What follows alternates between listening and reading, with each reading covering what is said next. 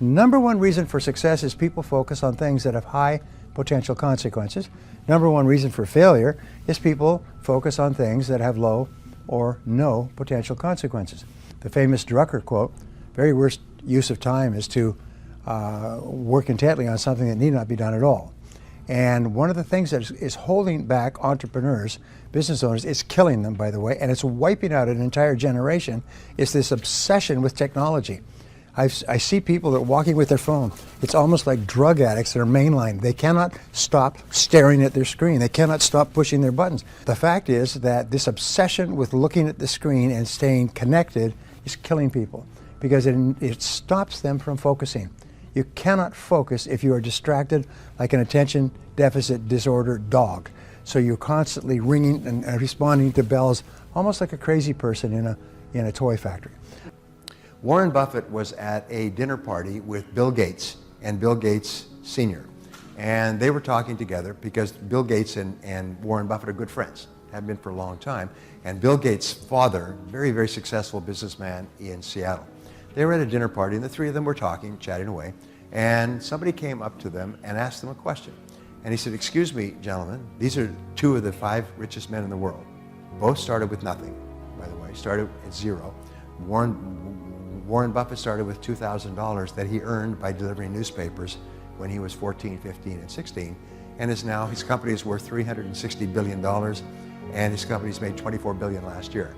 So anyway, so they came up to him and they said, "Gentlemen, excuse me for interrupting you, but we've just been noticing you talking, and we had a question for you. What would you say is the most important skill for success?" And they all three turned to him and said the same word simultaneously: focus. Focus is the most important requirement for success. With focus you can do anything, and without focus you can do nothing. Focus is the key to success. But all three said it simultaneously without asking each other. Focus. And it's really interesting because I began teaching this concept back in the year 2000. I began a coaching and mentoring program that I called focal point coaching. You know, the focal point is where if you hold a magnifying glass in a certain way, it'll have a focal point that burns and you can burn through things. Well, so I called it focal point. And I taught thousands of business owners, and have still all over the world in multiple languages, how they can look at each part of their business and focus on the one thing in each area that they can do right now that will have the greatest positive impact. Everything else they do has a lesser impact or no impact. And your ability to select the one thing that can have the greatest impact on your life at any time, and focus is the key to your success. That's why I'm so concerned about I call it the attraction of distraction. It is so disturbing because it guarantees failure in life. You actually become addicted to distraction and you can't stop it. You're just like a dope addict. You've got to have your distraction. And if you are addicted to distraction, you can't focus. And if you can't focus, you haven't got a chance against someone who can. What do most people do in the morning? Most people in the morning, they turn on their computers and they check their email for a few hours. And they turn up their bell, so it goes ding, ding, ding, ding, and they're like, attention, deficit, disorder, children, ding, ding, ding. By the end of 2 or 3 hours, their brain is so flooded with dopamine that they're incapable of concentrating on anything. And so distraction, technological distraction today is killing you. It's destroying your hopes for your future. It's keeping you busy, and at the end of the day, you've accomplished nothing and you're exhausted. But I want you to think about it, because most people slip into this attraction of distraction and we're not even aware of it. Many of you are a little bit surprised when I talk about it because you hadn't even really thought about it. You hadn't even really thought about how much time you spend during the day distracted. And the answer is about 80%. And the rest of the time, by the end of the day, you're too tired to do anything worthwhile, to do the really important things that have big potential consequences. According to a recent report, every time that you respond to a new impulse and a new distraction, it burns up part of your brain energy. At the end of a day, of a typical day today, the average person's IQ has decreased by 10 points. That means throughout a distracting day, you get stupider all day long. And by the end of the day, you're just plain stupid. You've gone from college level to basically driving a truck in terms of intelligence. And this is really serious. There's some very in-depth scientific articles on this, that it stimulates your mind so much that what happens, every stimulus triggers dopamine, and dopamine has the same effect as cocaine on your brain. It's a stimulus, and you get addicted to this dopamine stimulus, and you cannot not surround yourself with stimuli. You cannot not watch your computer. I mean, many people get up in the middle of the night and go and check to see if there's any email, any spam. And then they go back to bed. They can't sleep, and they lay sleep. They wake at night. Anyway. My point is that if I ask my business clients this. I said, why are you in business? I mean, what's the purpose of your business? Well, it's to make sales and profits. I say, well, if that's what your business is, then do you spend all of your time making sales and profits? Well, sort of. Do you know what the average business owner today spends only 11% of their time in marketing and sales? All the rest is distraction. And they don't even realize it until somebody follows them around with a camera and a stopwatch. The average business owner today is so distracted that they're distracted away from what they do. So I'll give you a very simple way to double your income. Here it is. It's when you start in the morning, leave things off. Don't check your computer or your iPhone or anything else. There's nothing there that's important. A friend of mine in New York wrote a book 2 years ago called Don't Check Your Email in the Morning. And then she just goes on to explain why checking your email in the morning starts the addictive process. And then you're addicted all day long. You just can't get out of it. It's like an alcoholic or a drug addict that takes a drink. They can't stop drinking. You take a shot, you can't stop. So don't turn it on. Leave it off. And the rule for success today is leave things off. Leave things off. So the reason you're in business is to generate sales and revenues, then all you do for the first 90 minutes of each day is you do revenue generation and value creation activities. That's all you do. Then you take a 15-minute break, and then you start again and do another 90 minutes, and all you do is value creation and revenue generation.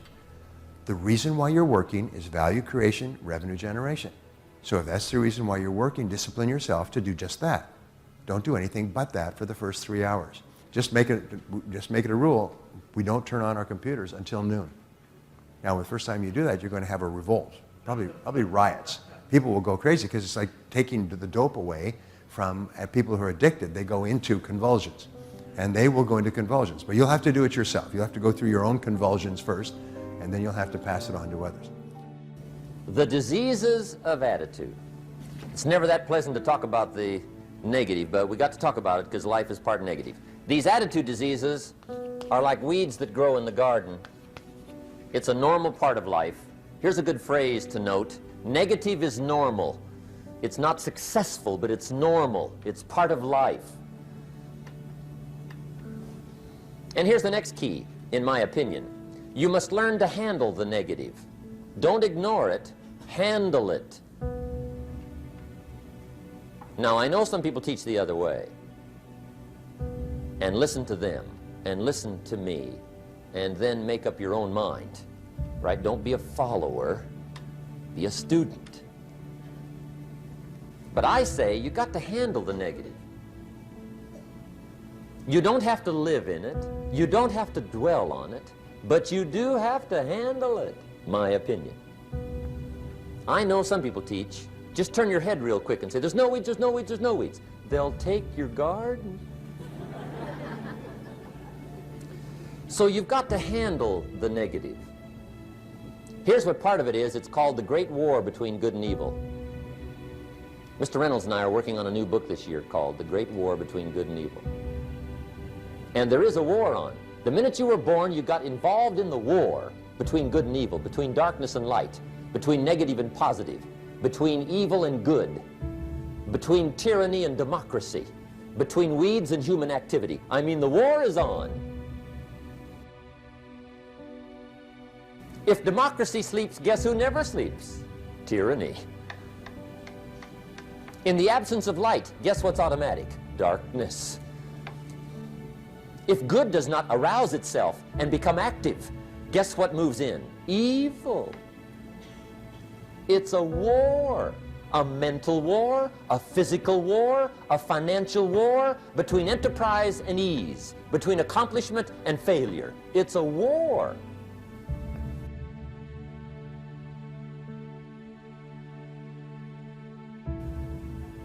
That's why there's an Old Testament phrase that gives the best advice for human activity when it says 6 days labor, 1 day rest. Now, I'm sure we've taken that to mean don't work all 7 days, take one off. Here's what it also means: only take one off, or you're liable to lose the war. Now, we've got it down to 5 and 2, and maybe that's not too dangerous. I don't know. If God would have thought of 5 and 2, he might have made it 5 and 2. I don't know. You can't think of everything.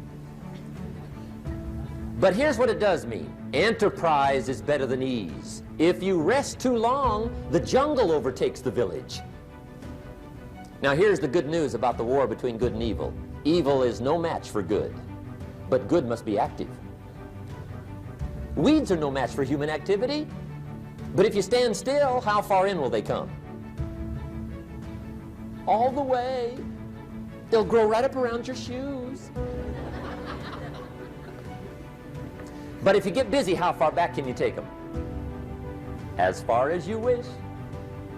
They're no match, but you must be active. That's why the 6 and 1. Make sure you're not losing the war by taking off too much. Guess what the average years are after retirement? 6. 6. Which means don't retire. Your chances are too slim. Okay. The war between good and evil, the weeds. You got to make sure you recognize the negative, handle it, deal with it, and then go on. Let's make a list of the diseases of attitude that can wreck all your chances to do well. One of the words that destroys everything is called neglect. Neglect. And I found this out. A week of neglect could cost you a year of repair. It isn't worth it. So what to be on the lookout for? Here's the list. If you were making it, you'd have the same list I've got. Right? We're not covering anything new tonight. This is a reminding session, not a teaching session. But it doesn't hurt to go over it again. Here's the list. Attitude diseases. Number 1 is indifference. The shrug of the shoulder. The guy's not even concerned. He's just drifting. This is called the mild approach to life. The guy says, well, I can't see getting all that worked up. Well, to be any kind of winner, you gotta get worked up. There's one problem with drift. You cannot drift to the top of the mountain. Here's a brain tattoo for you to consider. We live in a world where focus is more valuable than even your intelligence. Here's another brain tattoo for you to consider. An addiction to distraction will be the death of your creative production. I mean, if you watch most performers today, you watch most people in business today, you watch most people in your community today, and they are walking while checking their social feeds. You know, they are addicted to the entertainment of video games. They are spending the best hours of their days watching dancing cats. I mean, it is incredible right now how consumed people are with their tiny white screens. They're literally hooked to a white screen. They are wasting their human potential hooked into some social platform that is creating empires for other people. Many people, if not most people, are now a form of artificial intelligence. They're not living their brain's potential. They're not living their physiological potential. They're not living their creative potential. They're not living their human potential. They're not living their economic potential. Why? Because they're hooked to a screen. It is the most frightening time in the history of the world, and it's the most gorgeous time in the history of humanity. Why? Because it's never been so easy to be a hero. Because most people aren't doing it. Most people are lost. Most people are hooked. And yet if you look at the A players, if you look at many of the most creative and productive people on the planet, they are doing and working in such vastly different ways. Because if you want to achieve the results only 5% achieve, you've got to think and produce and behave like only 5% of the people on the planet. And the best people on the planet in terms of creativity and productivity are not spending their finest hours addicted to distraction. They are doing work that matters. They're not doing fake work, they're doing real work.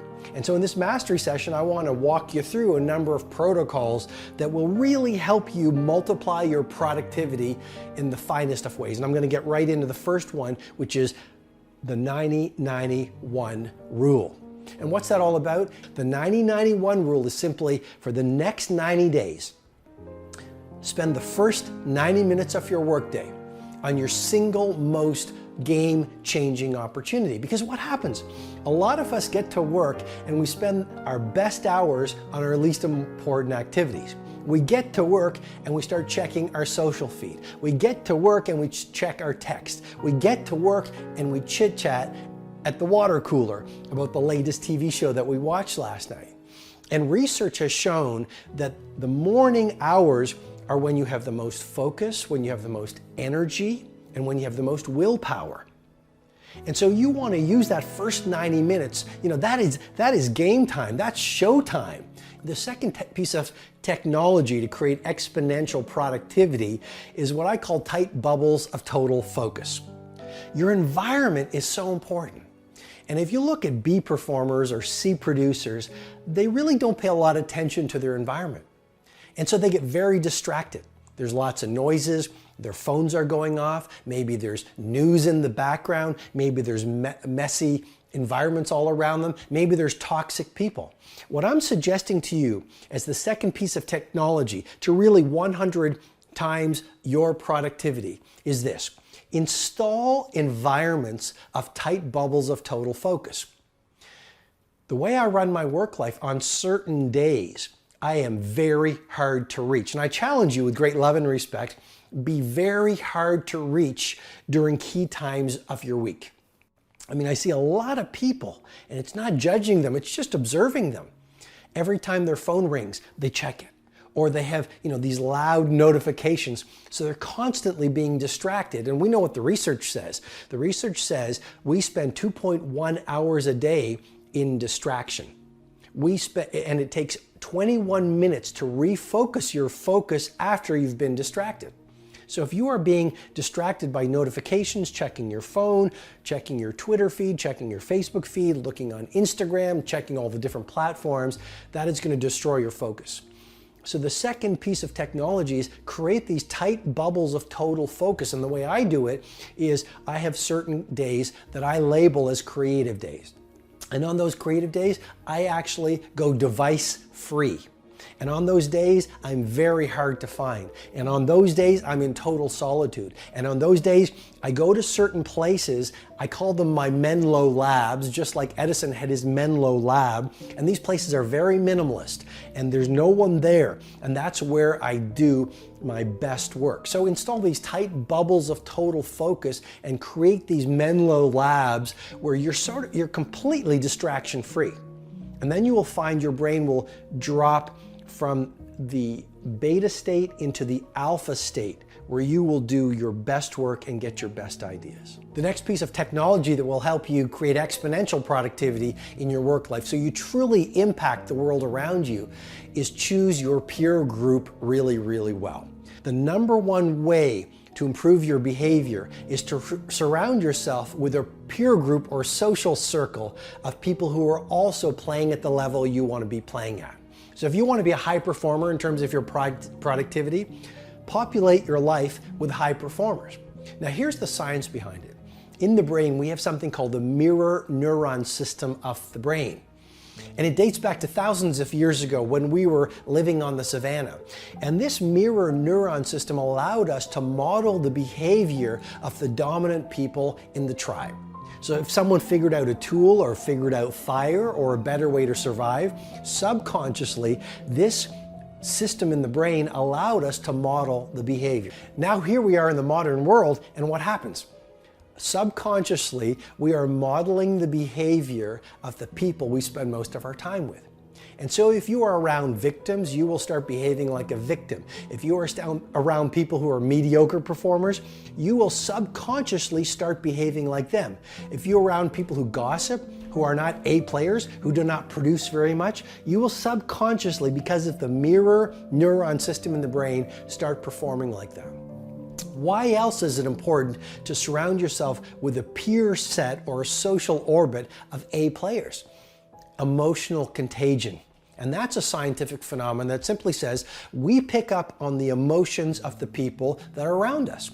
And so if you are around a social circle of people who are inspired, people who want to do great work, people who want to be ultra productive, people who want to be innovative, people who are relentlessly optimizing their work, their thinking, their creativity, just being around them will allow you to adopt their energy and their ways of being. And then the final technology for you to create exponential productivity is what I call learned minimalism. Adopt the mindset of learned minimalism. Now, I've worked with a lot of the most creative and productive people on the planet. I've worked with billionaires and CEOs. I've worked with true titans. Here's one thing I've observed in them. They understand that the secret to genius is not complexity, it's simplicity.